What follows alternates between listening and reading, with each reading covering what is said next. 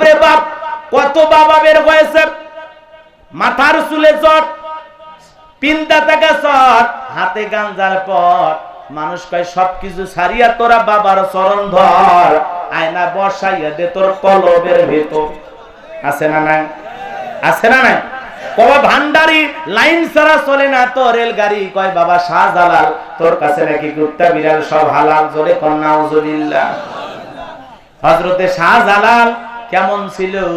আহারে খানকায় পীর, রাজপথে বীর, নারাই তাকবীর হুঙ্কার দিয়েছে, গৌর গোবিন্দ ময়দান ফাঁকা করে দিয়েছে। কথা কোন ঠিক কেডা?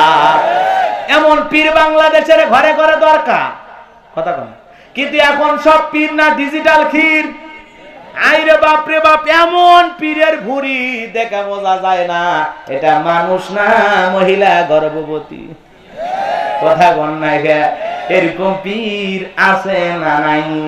যাই হোক বাজান, হক্কানি আল্লাহওয়ালারা ছিল, আছে। আমরাও হক্কানি আল্লাহওয়ালাদের সহবতে থাকবো।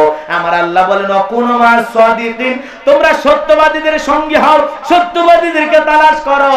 যেই পীরের পা থেকে মাথা পর্যন্ত নবীর সুন্নাত দিয়া ঢাকা, যার চেহারার দিকে তাকাইলে আল্লাহর কথা স্মরণ হয়, এমন হক্কানি আল্লাহওয়ালাদের সাথে থাকলে জীবন পরিবর্তন হবে। যে পীর নিজে ইমামতি কইরা লক্ষ মুরিদদেরকে নামাজ নিয়ে নামাজ আদায় করে। কথা কোন?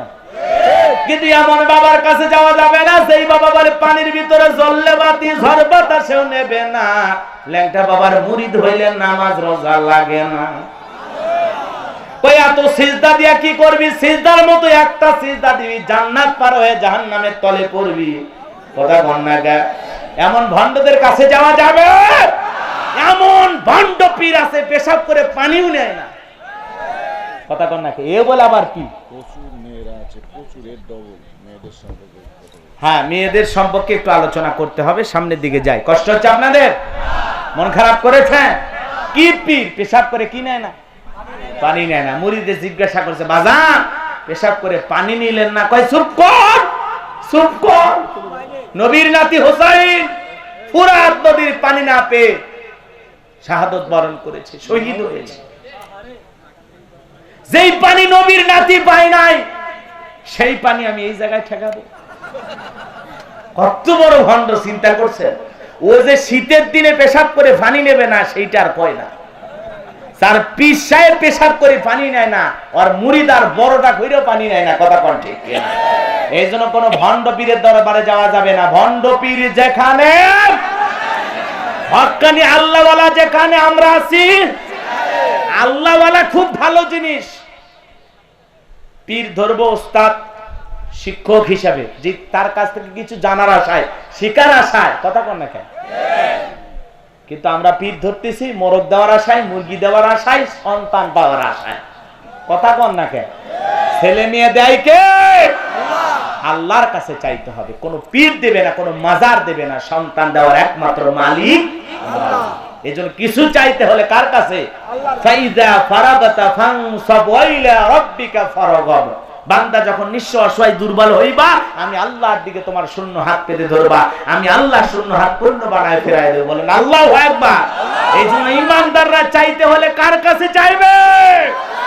মহিলা মা বোনেরা দেখবেন সন্তান হয় না, 52টা দরবারে 56টা ছাগল মান্নত করে। কথা কোন না? এই জন্য মা বোনদেরকে বলবো, মা সন্তান যদি চাওয়া লাগে কার কাছে? আল্লাহর কাছে চাইবেন। আল্লাহ তৌফিক দান করুন। জোরে বলুন আমিন। আমার মুসলমান ভাইরা রে, যে কথা বলতে চাচ্ছিলাম গভীর মনোযোগ দিয়ে কথা শুনে যান। এইবার কাবুস নামের ফিরাউনের টেনশন বাইরে গেল। হামানকে ডেকে বলে টাকো হামান এইদিকে শোন। দবিরা কি বলল? আগামী 3 মাসের মধ্যে বনি ইসরায়েল সম্প্রদায়ের মধ্যে একটা ছেলে জন্মগ্রহণ করবে। ওর কারণে রাজত্ব থাকবে না, ক্ষমতা থাকবে না, এমনকি জীবনও থাকবে না। এইবার কি করা যায়? টাকো হামান। হামানের মাথায় কোনো চুল ছিল না, সাদে মান নাই, বাম পাল্লট পুরো মাথা ছিল, ভারতের দমদম এয়ারপোর্ট। এইবার টাকো হামান ডেকে বলে না তা টেনশন করার কোনো কারণ নাই। যত ছেলে সন্তান জন্মগ্রহণ করবে সবাইকে জবাই করে দুনিয়ার জমিন থেকে বিদায় করে দেব। তাহলে আপনার আমার শত্রু দুনিয়াতে জন্মগ্রহণ করবে না। এমন স্লোগান শোনার পর কাবুস নামের ফেরাউন ডেকে বলে, হামান রে, আসলেই তোর মাথায় বুদ্ধি আছে, তবে শোন, ছেলেগুলোকে জবাই করবি, মেয়েগুলোকে জবাই করবি না, কারণ ছেলেদের মধ্যে আমার শত্রু আছে, মেয়েদের মধ্যে আমার কোনো শত্রু নাই। তার মানে চোর হলো মানুষ ভালো, মোবাইল নিয়ে গেল, সিম খুলে দিয়ে গেল, কথা কোন ঠিক কিনা? এ বাজান গো আমার, এইবার সন্তান জবাই করা শুরু হয়ে গেল। 3 মাস অতিবাহিত হয়ে যাওয়ার পর দবিরাকে ডেকে বলে, দবিরা, এইবার ভাগ্য গবেষণা করে দেখ, আমার পথের কাটা শত্রু মুসা মরল না বাঁচলো।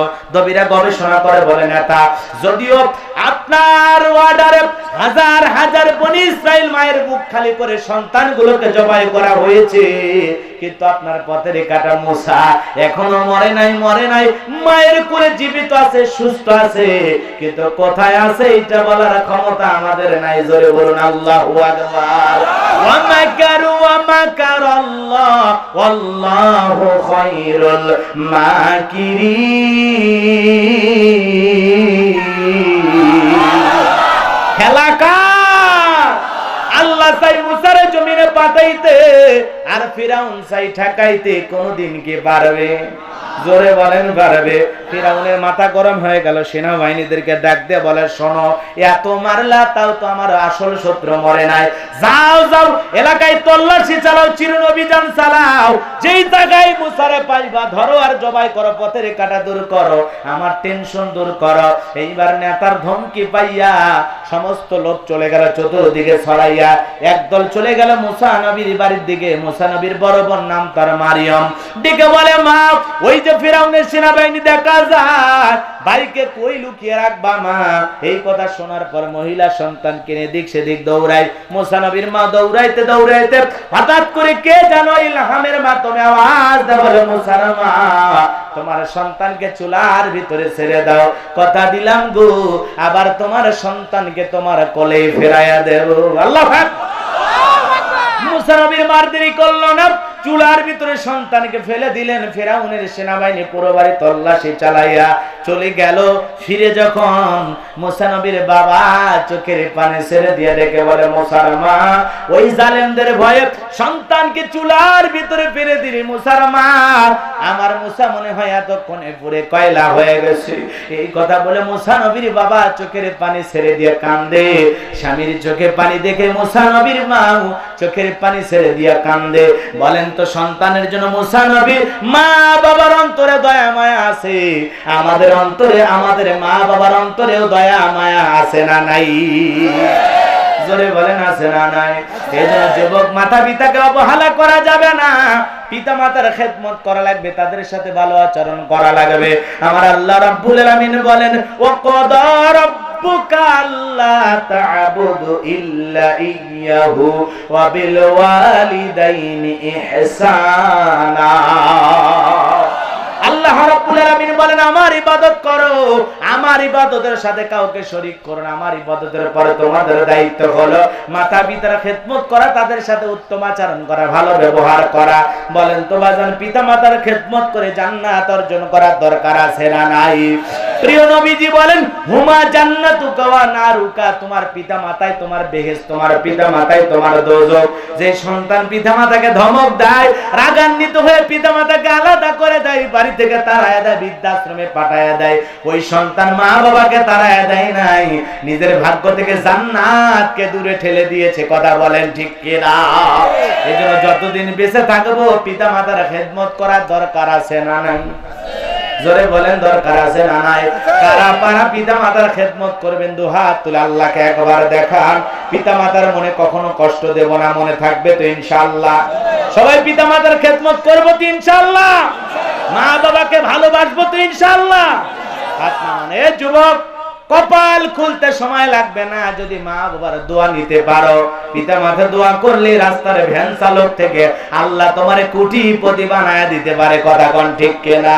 আর পিতা মাতা বদদোয়া দিলে 5 তলা বিল্ডিং থেকে আল্লাহ পাক তোকে রাস্তার ফকিরি বানায় দিতে সময় লাগবে না। কথা কোন? যেই পিতা মাতার দিকে মহব্বতের নজরে তাকাইলে আমল নামায় কবুল হজের সব লেখা হয়। কন্যা সুবহানাল্লাহ। মা বাবার চেহারার দিকে তাকাইলে কি হজের সব পাওয়া যায়? তাহলে বলেন তো সেই পিতা মাতার দিকে মহাব্বতের নজরে তাকাবেন নাকি রাগান্বিত হবেন? ভালোবাসবেন। পিতা মাতাকে যত মহাব্বত ভালোবাসা দেবেন, ঠিক আপনার ভাগ্যে আপনার সন্তানের দ্বারা সেই ভালোবাসাই জুটবে। কথা বলেন ঠিক কিনা? আর পিতা মাতাকে অবহেলা করে, অবজ্ঞা করলে, তুচ্ছ তাচ্ছিল্য করে কষ্ট দিলে আপনার ভাগ্যেও সেই কষ্ট 2 দিন আগে আর পরে অপেক্ষা করেন। কথা কন না কে? এই যে পিতা মাতার ওয়াজ করলে 2-1 ওঠা বসা করে, ওরা কি মা বাবা ভালোবাসে না নাকি? ওদের কাছে শ্বশুর শাশুড়ি প্রিয়, বোঝেন না? একটা পালসার ডিসকভার আর শ্বশুর বাড়ির যৌতুকের মোটা অঙ্কের টাকা পাইলে শাশুড়ি ডাক দেয় আম্মা, এমন কায়দায় গুন্না করে, গুন্না করা ওয়াজিব। কথা কন না কে? শ্বশুরের ডাক করে আব্বা কেমন আছেন, আব্বা কোথায় যাচ্ছেন, এমন কায়দা আব্বা আব্বা করে ডাক দেয়। শ্বশুর কয় ছোটবেলায় মাদ্রাসায় পড়েছে, কলকলার সব হরফ মুখস্থ। শ্বশুর শাশুড়ি যৌতুকের বিনিময়ে হয়ে যায় আব্বা আম্মা, আর মা বাবা হয় বুড়া বুড়ি। তোর কপালত লাত্তি আর গুড়ি, মরার পরে ফেরেশতারা বাইরে ফুটা করবে ঘুরি। অপেক্ষা কর, অপেক্ষা কর। এই জন্য পিতা মাতাকে সম্মান আর শ্রদ্ধার ভক্তি করো, পিতা মাতাকে সম্মান করো, অবহেলা করো না। আল্লাহ বোঝার তৌফিক দান করুক, জোরে কোন আমিন। কারণ মা বাবা যে কষ্ট করে তোমারে আমারে লালন পালন করেছে, এমন কষ্ট নিঃস্বার্থ ভাবে দুনিয়ার আর কেউ করবে না। বিবিও হাতের দিকে তাকায় থাকে, স্বামী আমার জন্য কি নিয়ে আসলো। শ্বশুর শাশুড়ি হাতের দিকে তাকায় থাকে, জামাই কিনে আসলো। শালি শালা সব তাকায় থাকে, দুলে ভাই কি নিয়ে আসলো। একজন দরদি আছে, একজন মা বাবা আছে যারা কোনোদিন সন্তানের হাতের দিকে তাকায় না, মুখের দিকে তাকায় আর পেটের দিকে তাকায়। সন্তান চেহারা যেমনই ভালো হোক তাও তাকায় বলে বাবা এই কেন জানি দিন দিন তুমি শুকায়া যাচ্ছ, তুমি কি ভালো মতো খাও না। আহারে সন্তান বলে মা আগে ছিলাম আমার ওজন 70 কেজি, এখন 75 কেজি, 5 কেজি ওজন বাইরে গেছে, তারপরেও তুমি বলো আমি শুকায়া গেছে। মা বলে না বাবা এমন করে বলতে নাই, কই আমি তো দেখতেছি তুমি আগের চাইতে আরো খারাপ হয়ে গেছে। কথা কয় না? আর যদি তোমার 2 কেজি ওজন বাইরে যায়, বউ বলবে খাইতেছো আর হাতির মতো মোটা হইতেছো। কথা কন না খেয়ে? এই জন্য মা বাবার নজর, মহাব্বতের নজর, মা বাবার ভালোবাসার নজর, এটা সন্তানকে কি পরিমাণে যে ভালোবাসে একটা মা, সন্তানকে কি পরিমাণে ভালোবাসে একজন বাবা, একজন বাবাই জানে তার সন্তান তার কাছে কতটা প্রিয়। এই জন্য আমাদেরকেও জানতে হবে, আমাদেরকে বুঝতে হবে আমার মা আমার বাবা আমার কাছে কতটা প্রিয়। কথা বলেন ঠিক কিনা? আল্লাহ আমাদের বোঝার তৌফিক দান করুন, জোরে বলেন আমিন। আরো জোরে বলেন আমিন। যাদের মা বাবা কবরে চলে গেছে, মাঝে মাঝে মা বাবার কবরের পাশে দাঁড়ায় দোয়া করবেন, মনে থাকবে তো ইনশাআল্লাহ? মনে থাকবে তো ইনশাআল্লাহ? বাজান গো আমার রাগ করবেন না, মন খারাপ করবেন না।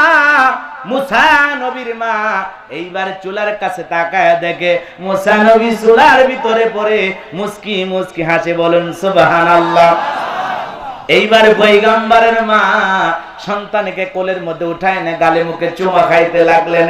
কে যেন ইলহামের মাধ্যমে বলে মুসার মা কতদিন জালেমদের ভয়ে সন্তানকে এভাবে লুকিয়ে রাখবা, একটা সিন্দুক বানায়া দরিয়ার ভিতরে ভাসায় দাও, কথা দিলাম গো আবার তোমার ছেলেকে তোমার কোলে ফেরাইয়া দেব। আল্লাহু আকবার। মুসা নবীর মা চিন্তায় পড়ে গেলেন, সিন্দুক পাবেন কোথায়? সকালবেলা কে যেন ডাক দেয় সিন্দুক লাগবে মা। ও মা মিস্ত্রি লাগবে মা, আমি একজন মিস্ত্রি। এই কথা বলে ডাক দেয় মুসা নবীর মা। বলে জীবনে কোনোদিন তো এইভাবে কেউ মিস্ত্রি মিস্ত্রি বলে ডাক দিল না। ও মিস্ত্রি তুমি এদিকে আসো, তুমি কি বানাইতে পারো? মিস্ত্রি ডেকে বলে মা আপনি যদি মনে করেন আমার আপনার এমন একটা সিন্দুক দরকার যে সিন্দুকের ভিতরে আপনার সন্তানকে তুলে দরিয়ার ভিতরে ভাসায়া দেবেন, আপনি চাইলে আমি মিস্ত্রি এমন সিন্দুক বানায় দিতে পারি। এই কথা শোনার পর মুসা নবীর মা ডেকে বলে মিস্ত্রি তুমি তো আমার একেবারে মনের কথা বলেছ, এরকম একটা সিন্দুক তো আমি খুঁজতেছি। বলে মা ভিতর থেকে একটু পানি নিয়ে আসেন, পানির প্রয়োজন হতে পারে আবার নাও হলেও চলবে। মুসা নবীর মা ভিতর থেকে পানি নিয়ে এসে দেখে মিস্ত্রি সুন্দর একটা সিন্দুক বানায়া দাঁড়িয়ে আছে। আল্লাহু আকবার। এইবার সিন্দুকটা হাতের মধ্যে দিয়া এক পা দুপা করে মিস্ত্রি দৌড়ায়। মুসা নবীর মা পিছন থেকে ডেকে বলে মিস্ত্রি এত কষ্ট করে কাঠ দিয়া লোহা দিয়া সুন্দর কইরা সিন্দুক বানায় দিলা। কাঠের পয়সা কিনিবা না, লোহার পয়সা কিনিবা না, তোমার পারিশ্রমিকের দাম কিনিবা না। মিস্ত্রি ডেকে বলে, মা যারা বিপদে পড়ে তাদের উপকার করি, বিনিময়ে কোনো টাকা পয়সা গ্রহণ করি না। এই কথা বলে মিস্ত্রি এক পা দুপা করে সামনের দিকে দৌড়ায়। মুসা নবীর মা ডেকে বলে, মিস্ত্রি এই বিপদের দিনে এত বড় উপকার করলা, টাকাও নিবা না, পয়সাও নিবা না, ও মিস্ত্রি পারিশ্রমিকের দাম নিবা না, অন্তত তোমার নামটা বলে যাও। মাঝে মাঝে যদি তোমার কথা মনে হয়, তোমার কথা স্মরণ করে আমি আল্লাহর কাছে দোয়া করব। মিস্ত্রি দেখে বলে, মা আমি দুনিয়ার কোন সাধারণ মিস্ত্রি না, আমি আল্লাহর ফেরেশতা, আমার নাম হলো জিবরাইল। এইবার সিন্ধুকের ভিতরে মুসা নবীকে তুইলা দরিয়ার ভিতরে ভাসায় দিলেন। আর মেয়ে মারিয়মকে ডেকে বলে, মা সিন্ধুক বাজতে বাজতে কই যায় খবর নিয়ে আসবে। লম্বা ঘটনা লম্বা করার সময় নাই রে বাজান। এইবার সিন্ধুক বাজতে বাজতে ফিরাউনের ঘাটে চলে গেল। বিকেল বেলা ফিরাউন তার প্রিয়তমা স্ত্রী আসিয়াকে নিয়ে সমুদ্র সৈকতে আসছে হাওয়া খাইতে। কথা কন না, কাফের হইলেও স্ত্রীকে নিয়ে কি করতে আসছে? বিনোদন করার জন্য আসছে। কথা কন না কে? আমার যুবক ভাইরা রে, কাফের ফিরাউন তার প্রিয়তমা আসিয়াকে নিয়ে বিকেল বেলা আসছে সমুদ্রে হাওয়া খাইতে। ভালো করে বুঝবেন, এই জন্য বলেন একটা কাফের হয়ে যদি স্ত্রীকে নিয়ে সমুদ্র সৈকতে হাওয়া খাতে আসে, বলেন তো মুসলমান মাঝে মাঝে স্ত্রীকে বিনোদন দেওয়ার জন্য এখানে সেখানে ঘুরতে নিয়ে যাওয়ার দরকার আছে না নাই? বিবিকে ভালোবাসা দিতে, হালাল বিনোদন করতে কোনো আপত্তি নাই। পর্দা করে বিবিকে নিয়ে কক্সবাজার যেতে পারবেন, পর্দা করে বিবিকে নিয়ে যে কোনো জায়গা বিনোদন পার্কে যাইতে পারবেন, বিবিকে নিয়ে ভালো কোনো জায়গা ঘুরাইয়া প্রদর্শন করায় নিয়ে আসতে পারবেন, কোনো সমস্যা নাই। কিন্তু পর্দা করে না, পর্দা ছাড়া। এখন বিউটি পার্লারের সাজ দিয়ে রং ঢং কইরা চোখে দেয় মাস্কারা, যুবকের কাম সারা। একেবারে সেই কায়দায় সাইজা গুইজা মহিলা মা বোনেরা আছে, ওনাদের জন্য স্পেশাল কিছু বলা দরকার। কতক্ষণ দরকার আছে না নাই? এই জন্য মা বোনদেরকে উদ্দেশ্য করে কিছু কথা আমি বলবো। ঘটনাটা একটু সামনের দিকে নিয়ে যায়, কষ্ট হবে আপনাদের। মহিলাদের পর্দায় থাকলে দাম কমে না বাড়ে? আজকে যে সমস্ত বোনেরা পোশাকের স্বাধীনতার নামে ব্লাউজ ছাড়া শাড়ি পইরা দাদি নানির স্লোগান দেয়, দাদি নানি ব্লাউজ ছাড়া শাড়ি পরেছিল কি কারণে? অভাবের তাড়নায়। তারা পরেছিল ঘরের ভিতরে, লোকজনকে দেখানোর জন্য না। তোমার ব্লাউজ ছাড়া দাদি নানির আমল করার এত ইচ্ছা, দাদি নানি তো কোনোদিন বিশ্ব রোডে আইসা, শাপলা চত্বরে আইসা, বিভিন্ন জায়গায় শাহবাগ চত্বরে আইসা কোনোদিন তো আন্দোলন করে বলে নাই আমি দাদি আমি নানি দেখো আমি ব্লাউজ ছাড়া শাড়ি পরেছি। এই জীবনে কোনোদিন কোন দাদি নানি স্লোগান দিয়েছে?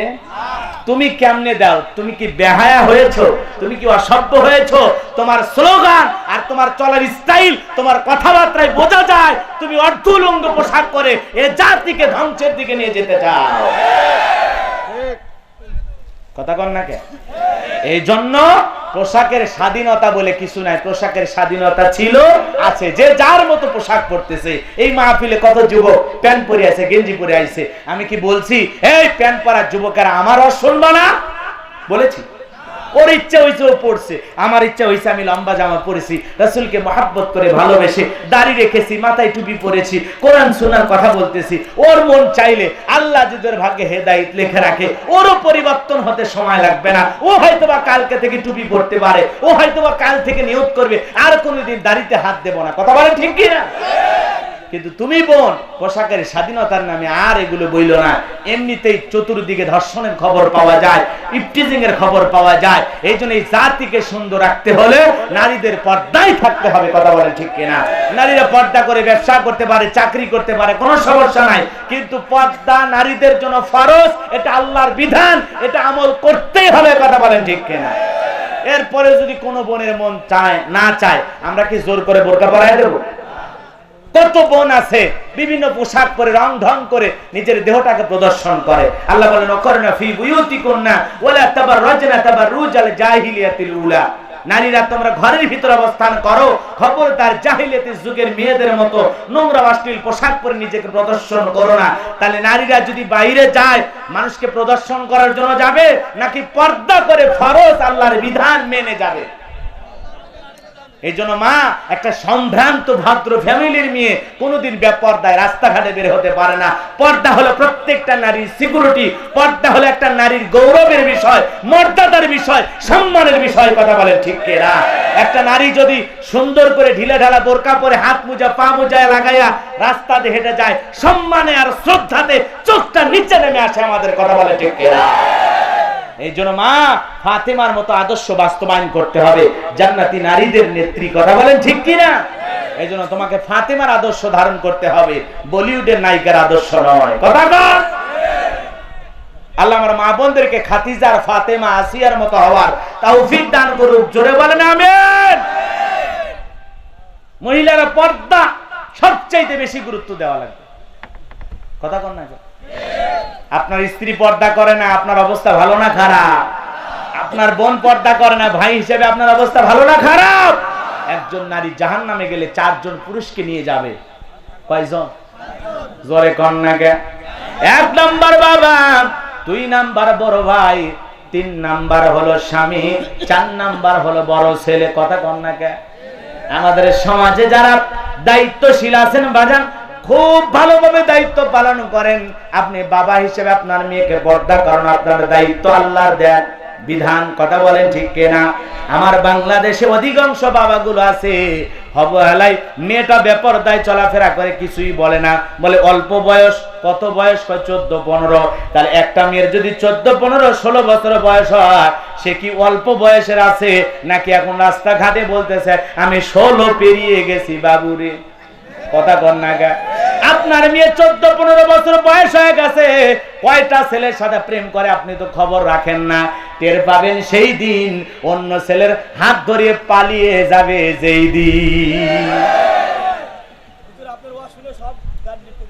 আলহামদুলিল্লাহ, আলহামদুলিল্লাহ, একজন যুবক এই মাহফিলে বসে সব গান ডিলিট করে দিয়েছে। আল্লাহু আকবার বলেন। যুবক, তোমাকে এভাবেই পরিবর্তন করতে হবে, একদিন পরিবর্তন আসবে ইনশাআল্লাহ। যেদিন যুবকেরা গান শুনবে না, যাত্রার প্যান্ডেলে যাবে না, সিনেমা হলে যাবে না, যুবকেরা শুধু মসজিদে আসবে, মাদ্রাসায় আসবে, আর হক্কানি উলামা ইকরামদের তাফসীর মাহফিলে আসবে। এছাড়া যুবকদেরকে কোথাও পাওয়া যাবে না ইনশাআল্লাহ। রাগ করেছেন? আমার যুবক ভাইরা রে, হৃদয়ের কান পেতে কথাগুলো শুনে যান, লম্বা হয়ে যাবে, লম্বা করতে পারবো না। সিন্দুকটা ভাসতে ভাসতে ফিরাউনের ঘাটে চলে আসলো। কথা মনে আছে না নাই? ফিরাউনের সেনাবাহিনী সিন্দুকটা তুলে ফিরাউনের আসিয়ার সামনে নিয়ে গেল। ফিরাউন বলে সিন্দুকের মুখটা খোলো আমি দেখি। সিন্দুকটা যখন খোলা হলো, সবাই তাকায় দেখে, মনে হয় আকাশের পূর্ণিমার চাঁদ সিন্দুকের ভিতরে উদয় হয়েছে। বলুন আল্লাহু আকবার। এইবার বাজান গো আমার, কাবুস নামের ফিরাউন ডেকে বলে তরবারি আন, সবাই কর, পথের শত্রু দূর কর। আসিয়া বলে থামো, সারা জীবন খালি মারাই শিখছো। ও স্বামী, জীবনে কোনোদিন তোমাকে কোনো কাজে বাধাই দেয় নাই। একটা কথা তোমার কাছে বলতে চাই, এই যে সিন্দুকের কাঠটা দেখো তো, এমন কাঠ কি তোমার দেশে পাওয়া যায়? স্বামী তাকায় দেখে, না না, সিন্দুকের যে কাঠ, এই কাঠ তো জীবনে কোনোদিন আমার বাপ দাদা 14 পুরুষ চোখে দেখে নাই। আসিয়া ডেকে বলে, আসিয়া রে, এই কাঠ তো আমার দেশের না। আসিয়া ডেকে বলে, স্বামী গো, ভিন দেশি কারো সন্তান ভাসতে ভাসতে আমাদের দেশে চলে আসছে, এই সন্তানটাকে তুমি জবাই করো না, হত্যা করো না স্বামী গো। এই সন্তানটাকে আমরা আমাদের পালক পুত্র হিসাবে লালন পালন করব। মাঝে মাঝে অনেক শক্ত স্বামীও স্ত্রীর কাছে দুর্বল হয়ে যায়। কথা কন না কে? স্বামী ফিরাউন চিন্তা করলো, এত মারা মারলাম, বইয়ের একটা আবদার ঠিক আছে রাখলাম। কথা আছে, যেখানে বাঘের ভয় সেখানে রাত হয়। যারে সে খুঁজতেছে সে এখন তার বাড়িতে। বলেন আল্লাহু আকবার। আসিয়া ডেকে বলে, ঢোল পিঠে খবর পৌঁছায় দাও, ফিরাউনের ছেলে সন্তান যে দুধ পান করাবে মাসে মাসে তারে বেতন দেওয়া হবে। এই কথা শুনে ঢোল পিটায় দেওয়া হলো। কে আসো, কোন নারী আসো, ফিরাউনের ছেলে সন্তানকে দুধ পান করাইবা, মাসে মাসে তাকে বেতন দেওয়া হবে। হাজার হাজার নারীরা লাইন ধরে মুসা নবীকে কোলে নিয়ে স্তনে মুখ লাগায় দেয়। আল্লাহর পয়গম্বর কোন মহিলার স্তনে দুধ পান করে না, বলুন আল্লাহু আকবার। এইবার বাজান গো আমার, সমস্ত নারীরা যখন ব্যর্থ হয়ে চলে গেল, মুসা নবীর ওই যে বড় বোন নাম মারিয়ম ডেকে বলে, ও রানী আসিয়া, আমার কাছে এমন একটা ধাত্রীর খবর আছে যে কোন সন্তান সেই মহিলার দুধ পান করতে পারে। কই সে ধাত্রী? বলে দুইজন লোক পাঠায়া দেন, ওই মহিলাকে আপনার কাছে নিয়ে আসি। এইবার মুসা নবীর মাকে বাড়িতে নিয়ে আসা হলো। ফিরাউনের দরবারে আসার পর মুসা নবীর মা সন্তানকে কোলে নিয়ে যখন স্তনে মুখ লাগা দিয়েছে, আল্লাহর পয়গম্বর মুসা নবী মায়ের বুকের দুধ খাওয়া শুরু করে দিয়েছেন, বলুন আল্লাহু আকবার। এইবার রানী আসিয়া বলে, আপনার বেতন ডাবল করে দেওয়া হবে, থাকার কোয়ার্টার ফ্রি করে দেওয়া হবে। এইবার মুসা নবীর মা ডেকে বলে, রানী আসিয়া মনে কিছু নেবেন না, সন্তানকে যদি দুধ পান করাইতে চান আপনার বাড়িতে নয়, সন্তানকে দুধ পান করাবো আমি আমার বাড়িতে। জোরে বলেন আল্লাহু আকবার। আসিয়া বলে, আমি তাতেই রাজি, কোনো সমস্যা নাই। মুসা নবীর মা পৃথিবীর প্রথম মা, যেই মা তার সন্তানকে দুধ পান করানোর বিনিময়ে টাকা পাইছে। আল্লাহু আকবার। মুসা নবীর মা পৃথিবীর প্রথম মা, যে মা আপন সন্তানকে দুধ পান করায়, মাসে মাসে কি পাইছে? বেতন পাইছে। আল্লাহু আকবার বলে। বাজান লম্বা হবে, লম্বা করার সুযোগ নাই। মুসা নবী দুধ পান করা শেষ হয়ে গেল, আস্তে আস্তে বড় হতে লাগলেন। একদিন আসিয়া ডেকে বলে, স্বামী আপনার কোলে সন্তানকে নেন, মানুষ দেখলে মনে করবে ছেলে আপনার না, ধরেন একটু আদর করেন। এই কথা বলে ভিতরে চলে গেল। মুসা নবীর ফুটফুটে চাঁদের মতো সুন্দর চেহারা দেখে ফিরাউনের মায়া লাগা গেছে। মনে মনে ভাবছে একটু আদর করব। এই নিয়তে ঠোঁটটা বাড়াইয়া চুমা খাওয়ার নিয়তে যখন ঠোঁটটা বাড়াইছে, মুসা নবী এমন একটা 5 মণ ওজনের থাপ্পড় লাগায়া দিয়েছে। ফিরাউন থাপ্পড় খায় চিৎকার মেরে উঠছে। আশেপাশের লোকজন আইসে ডেকে বলে, নেতা এত জোরে চিৎকার মারলেন, ব্যাপারটা কি? ছেলে যে থাপ্পড় মারছে এই কথা বললে কি ইজ্জত থাকবে? ধমক দিয়ে বলে, যা, এমনি চিল্লাইছি, যা। এই কথা বলে লোকজনকে তাড়াইয়া দিয়া ডাক দে বলে, আসিয়া, ও আসিয়া, তাড়াতাড়ি করে আই। বলে, কি হয়েছে? সারের মতো চিল্লাও কা? কই চিল্লাবো না, এই ছেলে আর এই ছেলের চোখে মুখে যে আগুন দেখছি, মুসা সারা কেউ না, তরবারি আন, জবাই করি, পথের শত্রু দূর করে। বলে, কি করেছে? বলে, এই ছেলে আমারে থাপ্পড় মারছে। আসিয়া বলে, ঢং করা জায়গা পাও না, এই ছোট বাচ্চা তোমারে থাপ্পড় মারছে, আমি বিশ্বাস করতে পারলাম না। ফিরাউন দেখে বলে, আসিয়া রে, থাপ্পড় তো তোর গালে মারে নাই, থাপ্পড় মারছে আমার গালে। ও মজা কি আমি টের পাইছি। কথা কন না কে? এ বাজান গো আমার, লম্বা হবে, লম্বা করতে পারবো না। অনেক পরীক্ষা নিরীক্ষা হয়ে গেল। মুসা নবীর বয়স হয়ে গেল 25 বছর। কয় বছর? 25 বছরের টকবগে যুবক। কিপ্তি আর বনি ইসরায়েলের মধ্যে দুইজন ঝগড়া লেগে গেছে। মুসা নবী তার নিজ সম্প্রদায়ের লোকের পক্ষ নিয়ে কিপ্তিকে ডেকে বলে, ওই ফিরাউনের চামচা, যেখানে সেখানে মাথা মারো। চামচা মানে বোঝেন না? বোঝেন? বোঝেন? বাপ রে বাপ, ওর গরম এলাকায় থাকা যায় না, যারে তারে দেখে আর বলে, আমারে চিনিস? এ চিনিস? দিনের বেলা খায় ফেলে দেবো রে, দিনের বেলায়। আছে না? না। বাপ রে বাপ, ছোট ছোট নেতার গরমে এলাকায় থাকাই যায় না। কথা কর না কেন? এত গরম দেখায় না ভাই, এত গরম দেখায় না। আল্লাহ যদি 3 বার বমি দেয় আর পিছনের দরজা একবার ঢিল করে দেয়, ঝিনাইদহ সদর হাসপাতালে ভর্তি হওয়া লাগবে। কথা বল। সকালবেলা স্ত্রী দেখতে গেছে স্বামীকে, যা বলতেছে, ও সেলিমের বাপ, শরীরের কি অবস্থা? কয়, মা তুই দোয়া কর। বড় ছেলে দুপুর বেলা দেখতে গেছে, আব্বা শরীরের কি অবস্থা? কয়, ভাই তোমাকে চিনতে পারলাম না। তা আল্লাহ যদি পাতলা পায়খানার বমি দেয়, দাঁড়িয়ে থাকবার পারবা না। একটু হুমকি ধমকি কম দেয়, কয় আমারে চেনো? বাপ রে বাপ। হ্যাঁ, মুই কি হুনুরে? ওগুলো তো হুন্ডে নিয়ে বেকা হয়ে একদিক করে। হ্যাঁ, কে এখন এরকম করিস কে? হ্যাঁ, বাপ রে বাপ, ওই হুন্ডে পায় আর কিছু মনে করে না, রাস্তার এদিকে একবার ওদিকে একবার, বাপ রে বাপ, মানে বাপের রাস্তা। কথা বল না, রাগ করেছেন বাজান গো আমার মুসা নবীটিকে বলে, কিপ্তি রে, তোর এত বড় সাহস, এত বাড়াবাড়ি কেন করিস? ফেরাউনের গরমে তোরাও গরম দেখার। এই কথা বলে মুসা নবী একটা ঘুষি মারছে। কয়টা? এক ঘুষিতে কিপ্তি দুনিয়ার থেকে ইন্নালিল্লাহ, দুনিয়ার থেকে ডিলেট। কথা কোন? একবারে শুয়ে পড়ে আছে, জায়গাতেই খেল খতম। কথা বোঝেন নাই বাজান? জায়গাতেই খালাস। বাজান গো আমার, চতুর্দিকে ছড়াইয়া গেল মুসা মানুষ হত্যা করেছে। ফেরাউনের দরবারে সাথে সাথে মামলা হয়ে গেল, মার্ডার কেসের আসামি। কথা কর না কেন? মামলা হতে সময় লাগে। মার্ডার কেসের আসামি হয়ে গেল। আল্লাহ ডেকে বলে, মুসা আর থাকা যাবে না, যাও যাও মাদাইনের দিকে রওনা করো, ওই দিকে তোমার জন্য ভিআইপি বাড়ি অপেক্ষা করতেছে। আল্লাহর ওয়ার্ডার পায় মুসা নবী চলে গেল মাদাইনে। লম্বা ঘটনা, লম্বা করার যেহেতু সুযোগ নাই, চলে গেলেন শুআয়ব আলাইহিস সালামের দুই মেয়ের সাথে তার বাড়িতে।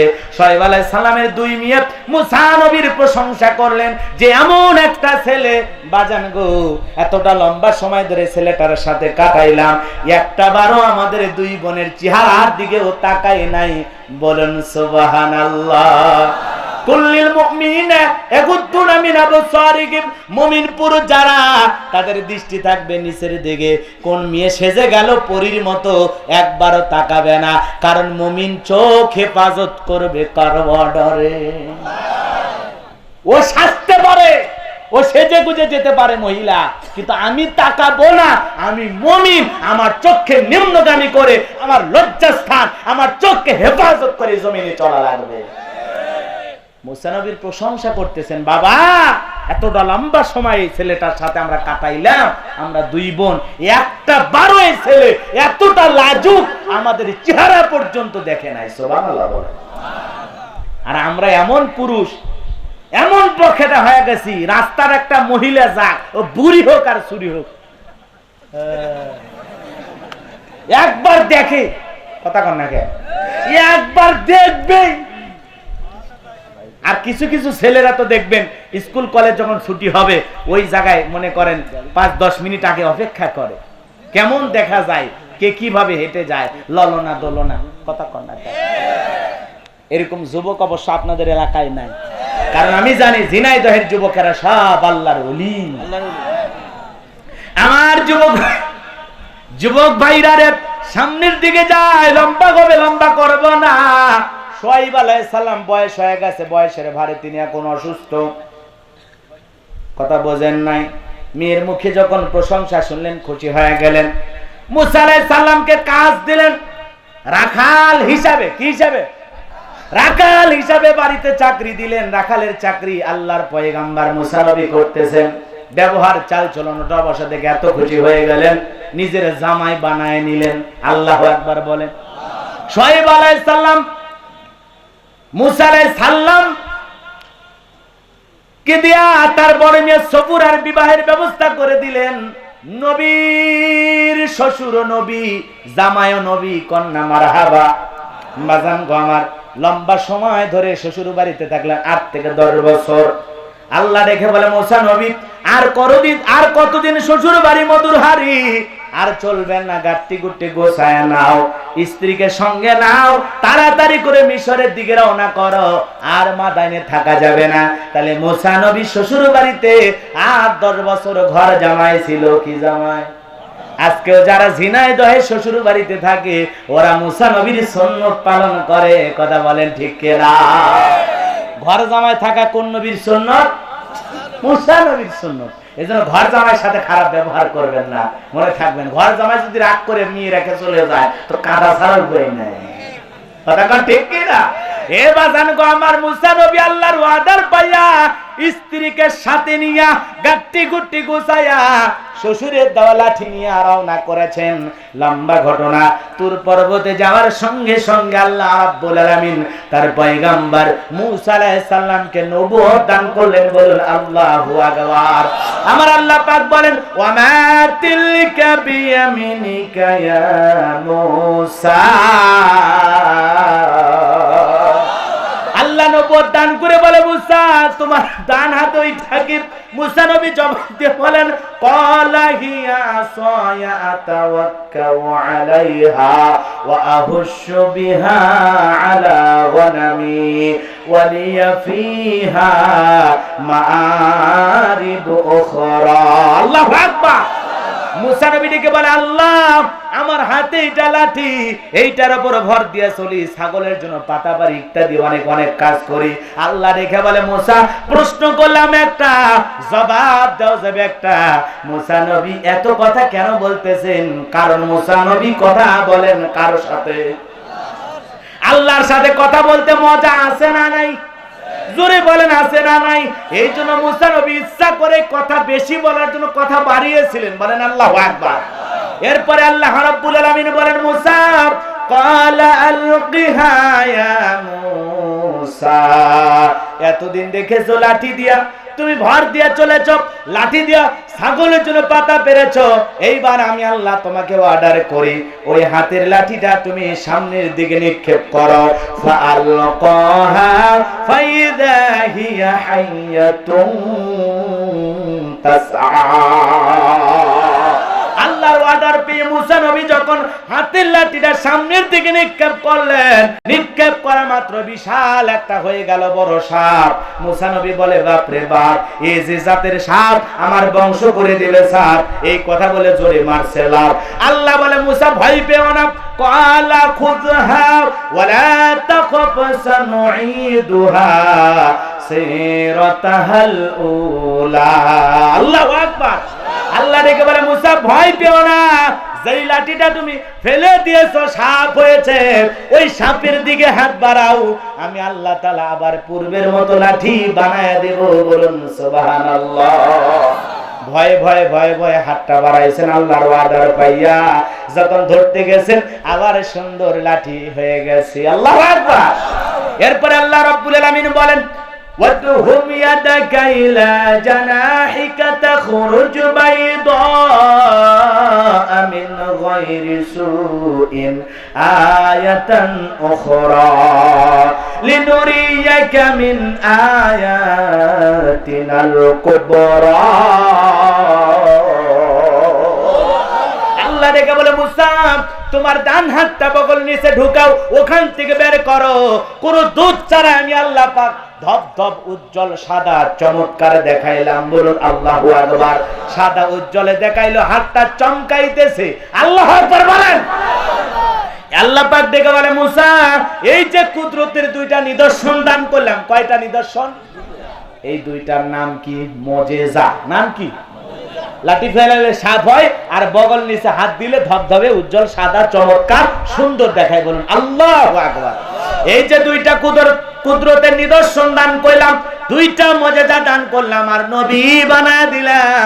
এইবার তোমার দায়িত্ব, ইযহাব ইলা ফিরআউনা ইন্নাহু তাগা। আল্লাহু আকবার। এইবার তোমার দায়িত্ব, যাও ওই ফিরাউনের দরবারে দাওয়াত নিয়ে যাও। ওই ফিরাউন সীমা লঙ্ঘন করেছে, ওর পাপের 16 কলা পূর্ণ হয়ে গেছে, নিজেকে রব বলে দাবি করে। 40 বছর শিক্ষা ব্যবস্থা বন্ধ করেছে, ঘরে ঘরে ওর তৈরি করা মূর্তি ঢুকায়া দিয়েছে। কথা কোন? কত বড় জালেম চিন্তা করছেন? কয় বছর শিক্ষা ব্যবস্থা বন্ধ রাখছে? 40 বছর। আর ঘরে ঘরে ওর চেহারার আকৃতি মতো মূর্তি বানায় ঢুকে দিয়েছে। কথা কোন? 40। কি হয়েছে? রাগ করছেন? দোয়া করে দেবো নাকি? আর কষ্ট হচ্ছে আপনাদের? এতক্ষণ তো আমি তার মূল ঘটনাগুলো বললাম, এখন হলো তাফসীর, কোরআনের আলোকে কথাগুলো শুনবেন। পুরো ঘটনাটাই কোরআনের ভিতরে আছে না নাই? শৈশবকাল বললাম, এখন নবুয়ত প্রাপ্তর পরে ফেরাউনের সাথে যে লড়াইটা শুনে বাড়িতে যাবেন নাকি এখনই যাবার চাচ্ছেন? আর সাইজ করে যাবেন না? ফেরাউন সাইজ না করলে রাতের ঘুমায় ছবি। কারা কারা শেষ পর্যন্ত দুই হাত তুলে দেখা, লিল্লাহে তাকবীর। হাত নামান, রাগ করতেছেন? বাজান গো, আমার হৃদয়ের কান পেতে কথাগুলো শুনে যান। আল্লাহ অর্ডার দিল, মুসা যাও ফিরাউনের দরবারে দিনের দাওয়াত নিয়ে যাও। ফিরাউনের কত কাফের জালেমের কাছে দাওয়াত দেওয়ার কথা বলতেছেন কে? আল্লাহ। কে? এই দুনিয়াতে যত বড় জালেম হোক, কাফের হোক, বেঈমান হোক, তার দাওয়াত দেওয়ার অধিকার আপনার আমার আছে না নাই? জোরে বলেন, আছে না নাই? আগে অভিশাপ দেন না, আগে বদদোয়া দেন না, আগে হেদায়েতের জন্য দোয়া করেন। এরপরে যদি আল্লাহ ভাগ্যে হিদায়াত না দেয়, পূর্বে জালেমদের যা হয়েছে ওদেরও যেন তাই হয়। কথা বোঝেন নাই? কিন্তু প্রথমে হেদায়েতের দোয়া করা লাগবে। কিসের দোয়া? ফেরাউনের মতো জালেম কাফেরের কাছে আল্লাহ পাক পয়গম্বর মুসা নবীকে বলতেছেন, ইযহাব ইলা ফিরআউনা ইন্নাহু তাগা। ওই ফিরআউনের কাছে যাও, ও সীমা লঙ্ঘন করেছে। ওই জালেম জুলুম করে অত্যাচার করে নিজের সব আইন জনগণের উপরে চাপায় দিয়েছে। যাও ওর কাছে যা বলো, তোর বানানো আইন দিয়া আর সমাজ, রাষ্ট্র আর জীবন আর দেশ চলবে না। এখন চলবে আলা লাহুল খলকু ওয়াল আম, সৃষ্টি যার, আইন চলবেও সে আল্লাহ। জমিন কার? এই জমিনে আইন চলবে কার? সেই লক্ষ্যে আপনার আমার কাজ করার দরকার আছে না নাই? এতে আল্লাহর আইন প্রতিষ্ঠিত হোক আর না হোক, কিন্তু আপনার আমার দিল থেকে চাওয়া লাগবে, জমিনও যার, আইনও চলবে সে আল্লাহ। এই স্লোগানের সাথে একমত থাকার দরকার আছে না নাই? আমার যুবক ভাইরা রে, লম্বা হবে, আমি লম্বা করতে পারবো না। মুসা নবী ডেকে বলে, আল্লাহ যার ভয়ে এতদিন আত্মগোপন করেছিলাম, যার ভয়ে এতদিন শ্বশুর বাড়িতে ছিলাম, ও আল্লাহ আপনি কি ভুলে গেছেন ওই ফিরাউনের দরবারে আমি মার্ডার কেসের আসামি, গেলেই তো ফাঁসি দিয়া মারবে, মামলা রেডি করা আছে, কথা কর না কে? গেলেই ফাঁসি দিয়া মারবে। আল্লাহ ডেকে বলে, মুসা টেনশন নেবার কোনো কারণ নাই, আমি আল্লাহ যার সাথে আছি, কোন জালেম ফাঁসি দিয়াও মারতে পারবে না, পানিতে ডুবাইয়াও মারতে পারবে না, আগুনে পোড়াইয়াও মারতে পারবে না। আল্লাহু আকবার। নমরুদ পেরেছিল ইব্রাহিমকে পোড়াইতে, কারণ ইব্রাহিমের পক্ষে ছিলেন কে? মুসাকে ফাঁসি দিয়ে মারতে পারবে না, কারণ মুসার পক্ষে আছেন তিনি কে? ইউনূস নবী পানিতে ডুবে মরেছিল, কে বাঁচিয়ে রেখেছিলেন? আপনি আমি যখন আল্লাহর হয়ে যাব, তখন সকল মুসিবত আর বিপদ থেকে আল্লাহ আমাদেরকে হেফাজত করবেন। কথা বলেন ঠিক কি না? আমার ভাইরা, আল্লাহ ডেকে বলে, মুসা যাওয়াই লাগবে। মুসা নবী ডেকে বলে, আল্লাহ যেতেই হবে। বলে, হ্যাঁ যাওয়াই লাগবে, নবী বানাইছি, দায়িত্ব দিয়েছি, দায়িত্ব পালন করতেই হবে। মুসা নবী ডেকে বলে, আল্লাহ যেহেতু আপনার অর্ডার যেতেই হবে, যেহেতু যাওয়াই লাগবে, একটু আপনার কাছে দোয়া করি। পয়গম্বর দোয়া করেন, ক্বালা রাব্বি ইশরাহ লি সাদরি ওয়া ইয়াসসির লি আমরি ওয়াহলুল উকদাতাম মিন লিসানি ইয়াফকাহু কওলি ওয়াজআল লি ওয়াজিরাম মিন আহলি হারুন আখি। আল্লাহু আকবার। পয়গম্বর দোয়া করলেন, আল্লাহ আমার বক্ষকে প্রশস্ত করে দাও, হে আমার রব আমার বক্ষকে প্রশস্ত করে দাও, আমার কাজকে সহজ করে দাও, আমার জিহ্বার জড়তা দূর করে দাও, যাতে সহজে ওরা আমার কথা বুঝতে পারে, আর আমার আহাল পরিবারের মধ্য থেকে একজন সাহায্যকারী আমার ভাই হারুনকে আপনি নবুয়ত দান করেন, তাকে আমার সাহায্যকারী হিসাবে আমি পাশে চাই। বলেন আল্লাহু আকবার। আল্লাহ রাব্বুল আলামিন পয়গম্বর মুসা নবীর দোয়া কবুল করে বলেন, ও মুসা আমি আল্লাহ পাক তোমার দোয়া কবুল করে তোমার ভাই হারুনকে নবুয়ত দান করলাম। বলুন আল্লাহু আকবার। এইবার তোমরা দুইজন মিলে ওই জালেম ফিরাউনের দরবারে তোমাদের দাওয়াতকে পৌঁছায়া দাও। আল্লাহ পাকের অর্ডার পাইয়া মুসা আলাইহিস সালাম তার ভাই হারুন আলাইহিস সালামকে সঙ্গে নিয়ে ফিরাউনের দরবারে চলে গেলেন। আর ফিরাউনের দরবারে যা মুসা নবী বললেন, ওয়াকালা মুসা ইয়া ফিরআউন ইন্নী রাসূলুম মির রাব্বিল আলামিন। মূসা আলাইহিস সালাম বললেন, হে ফিরাউন, আমি বিশ্বের রবের একজন রাসূল, বিশ্বের প্রতিপালক আমাকে রাসূল হিসাবে তোমার কাছে পাঠাইছে। আল্লাহু আকবার বলেন। কার দরবারে দাওয়াত দিচ্ছেন? জোরে বলেন, কার দরবারে? ফিরাউনের দরবারে দাওয়াত দিতেছেন। এরপরে পয়গম্বর বলেন, হাকিকুন আলা আল্লাহ আকুলা আলা আল্লাহি ইল্লাল হক ক্বাদ জিতুকুম বিবায়িনাতিন মির রাব্বিকুম ফারসিল মাইয়া বনি ইসরাঈল।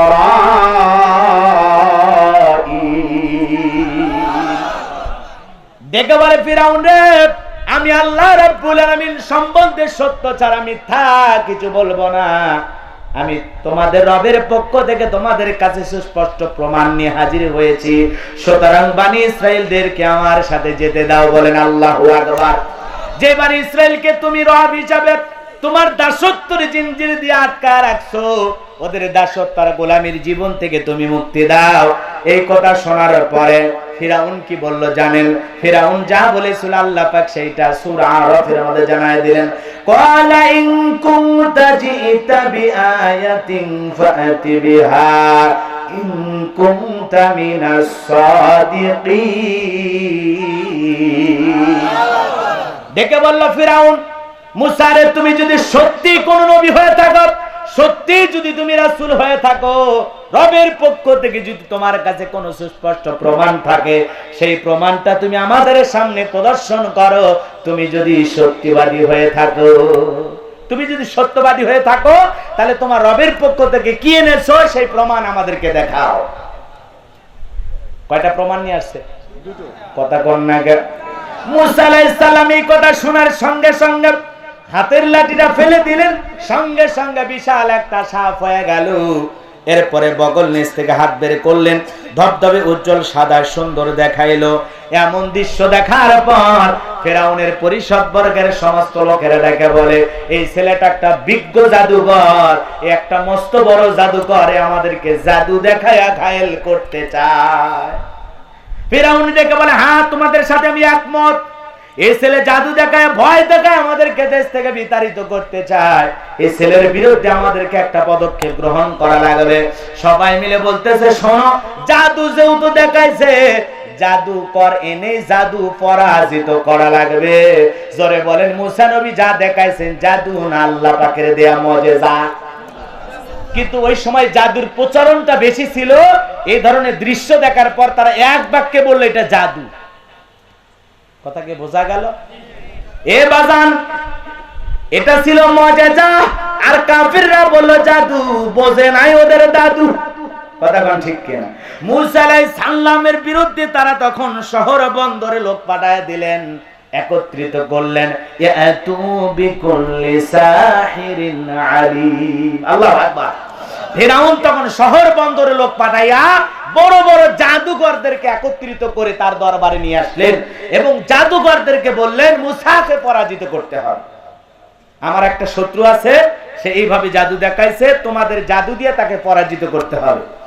সমস্ত জাদুকররা বলে, আমরা যদি পরাজিত করতে পারি জাদু দেখায়, আমাদের লাভটা কি? ফিরাউন তখন বলল, ক্বালা কেন পৃথিবীতে কেউ স্থায়ী হয় না, হোক না সে নমরুদ কিবা ফিরাউন, কেউ ভাবে চিরকাল রয় না। ফিরাউন নাই, আছে? জোরে বলেন, আছে নাই? সর্বশেষ একটি কথা আপনাদের উদ্দেশ্যে বলতে চাই, ফিরাউনের মতো জালেমকে পানি খাওয়ায়া চুবায়া দুনিয়া থেকে বিদায় করেছেন কি? সে আল্লাহ আজও আছে না নাই? জোরে বলেন, আছে না নাই? বলেন তো, আপনার আমার মুখে এই যে সাদা সাদা দেখা যায়, নাম কি? কথা কয় না। আর এই যে নরম একটা, এটার নাম কি? জিহুব্বা। এই যে দাঁতের ফাঁকে যখন কোন জায়গায় ময়লা, ছোলা বুট হোক, গোস্ত হোক, ময়লা আটকে যায়, এই দুর্বল জিহ্বা বারবার ওই জায়গায় নখ কইরা দাঁতের ফাঁক থেকে ময়লা দূর করে দাঁতকে বিপদ মুক্ত করে। কথা কন না কেন? কিন্তু এই বেঈমান দাঁত মাঝে মাঝে সুযোগ পাইলে জিহ্বার রিমান্ডে নেয়, নির্যাতন করে, কামড় মারে। কথা কন না? বলেন তো, মানুষের মুখ থেকে এই দাঁত আগে পড়ে নাকি নরম জিহ্বা? কোনটা আগে পড়ে? আপনাদের এলাকায় কি পড়ে যায়? কেন এত শক্তি দাঁতের কেন পড়ে গেল? তার মানে হুজুর এই কথা কেন বলতেছেন? বলার পিছনে কারণ হলো এই দাঁত যতই শক্তিধর হোক না কেন, ও যেমন স্থায়ী ভাবে টিকে থাকতে পারে না, ওর একদিন পতন আছে। এই নরম জিহ্বা দুর্বল হওয়ার পরেও টিকে থাকে। উদাহরণটা দিলাম এই জন্য, জালেমেরা যতই দাঁতের মতো শক্তিধর হোক না কেন, ওদের পাওয়ার ক্ষমতা যত বেশি হোক না কেন, চিরদিন ওরা টিকে থাকবে না। একদিন ওদের পতনের গ্লানি ওদেরকে গ্রাস করে ফেলবে। আর এই অসহায় নির্যাতিত মাসলুম মুসলমানেরা একদিন বিজয় লাভ করবে। কথা বলেন ঠিক কিনা? শেষ বিজয়ের হাসি ইমানদাররা হাসবে ইনশাআল্লাহ। কারা কারা রাজি? দুহাত তুলে আল্লাহকে দেখা। লিল্লাহে তাকবীর, লিল্লাহে তাকবীর। আল্লাহ পাক আমাদের সবাইকে দুর্বল এবং নির্যাতিত অসহায় মাজলুম মুসলমান রাখলেও শেষ বিজয়ের হাসি আমরাই হাসবো ইনশাআল্লাহ। বিজয় আমাদের ভাগ্যে জুটবে ইনশাআল্লাহ। অনেক লম্বা কথা, যুবক এবং মহিলাদেরকে নিয়ে তেমন কিছু বলতে পারলাম না। 11 তারিখে আসেন, দেখা হবে ইনশাআল্লাহ। রাত্রি 12টা পার করব না, বলতে বলতে মনে করেন 12:30 পার হবে। আমার আলোচনা এখানে ইতি, মনে থাকবে আজকের এই স্মৃতি। দেখা হবে ইনশাআল্লাহ 11 তারিখ। ওয়া আখিরি দাওয়ানা আলহামদুলিল্লাহি রাব্বিল আলামিন। ভাই শেষ ভালো যার সব ভালো তার, একটু যদি দোয়া করার নিয়ত থাকে বসে থাকেন। ভাই 1 মিনিট কথা বলুন। আখেরি মনে রাখতে হবে।